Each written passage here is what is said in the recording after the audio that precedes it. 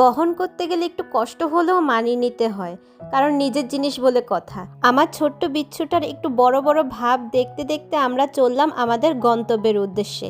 আজকে আমাদের গন্তব্য হলো একটি বার্থডে পার্টিতে। পার্টিটির আয়োজন করা হয়েছিল একটি রেস্টুরেন্টে। আমাদের বলা হয়েছিল আমরা যেন বিকাল 4টার মধ্যে সবাই উপস্থিত থাকি, কিন্তু আমরা সঠিক সময়ে গিয়েও দেখি সেখানে যাদের অনুষ্ঠান তারা কেউ নেই। তারপর আর কি করা, আমার বিচ্ছুটা একটু বেলুন দিয়ে একটু খেলাধুলা করলো, আমিও একটু ঘুরে ঘুরে রেস্টুরেন্টে ভিডিও করলাম। রেস্টুরেন্টটা অনেক সুন্দর। আমি এই রেস্টুরেন্টটিতে আরও একবার এসেছিলাম, সেটিও ছিল একটি বার্থডে পার্টি উপলক্ষে। এটি ছিল একটি চাইনিজ রেস্টুরেন্ট। পার্টির জন্য শুধু এই অংশটাই বুক করা হয়েছে, কিন্তু রেস্টুরেন্টটা অনেক বড়, বাইরেও খোলা জায়গা আছে, কেউ চাইলে বাইরে বসেও খেতে পারে। এইভাবে আমরা ঘোরাঘুরি করতে করতে যাদের অনুষ্ঠান তারা আসলো প্রায় 1 ঘন্টা পরে। তারপর একে একে সবাই আসতে লাগলো। আমরা অনেকক্ষণ একা থাকতে থাকতে খুব বোরিং লাগছিল।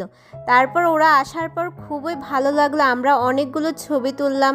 দেখুন অবস্থা, এক একজন ছবি তোলার জন্য খুবই ব্যস্ত হয়ে পড়েছে। এখানে কোনো বার্থডে ছাড়া সাধারণত শাড়ি পরা হয় না, তাই যদি কোনো অনুষ্ঠানে যদি শাড়ি পরা হয় এক একজনের গ্যালারি পুরো ফুল হয়ে যায়। এই অংশটা হচ্ছে রেস্টুরেন্টের বাইরের অংশ, খুবই খোলামেলা। তারপর আমরা চলে আসলাম খাবার দাবারের কাছে। এখানে খাবার ছিল বুফে সিস্টেম। এই রেস্টুরেন্টের খাবার দাবারের মান খুবই ভালো, খেতেও খুবই সুস্বাদু।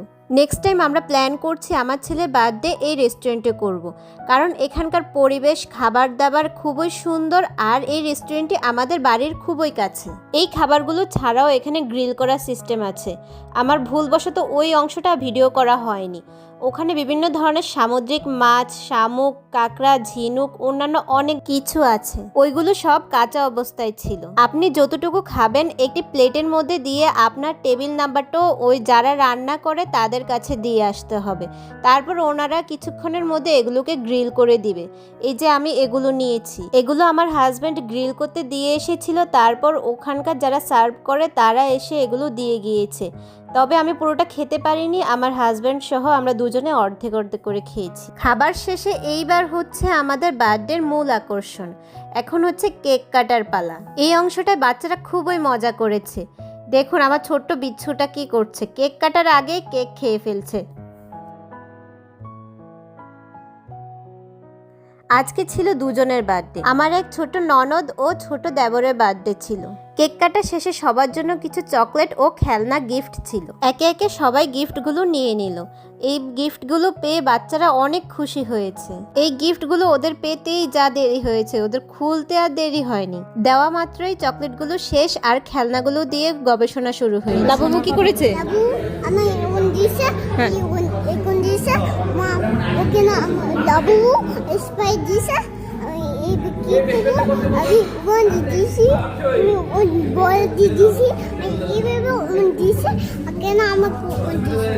তারপরে এখন লাবুবুটা কোথায়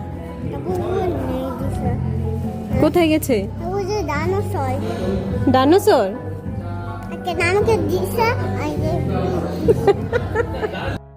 এতক্ষণ যা বললো আমি কিন্তু কিছুই বুঝতে পারিনি। আপনারা বুঝে থাকলে অবশ্যই কমেন্ট করে জানাবেন।